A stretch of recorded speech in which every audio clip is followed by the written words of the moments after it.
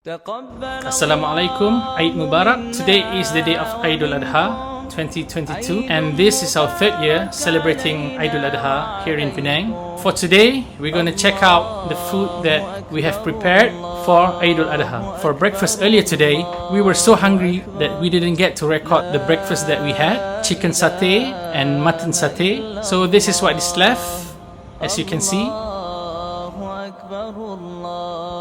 And for our main course, the dish that we have prepared is our biryani with chicken curry and cucumber raita.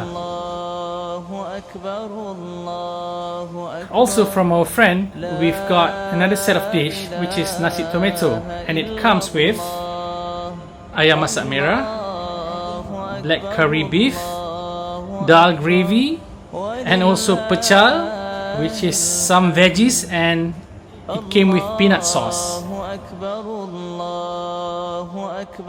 And for dessert, we have 3 slices of cakes. Allahu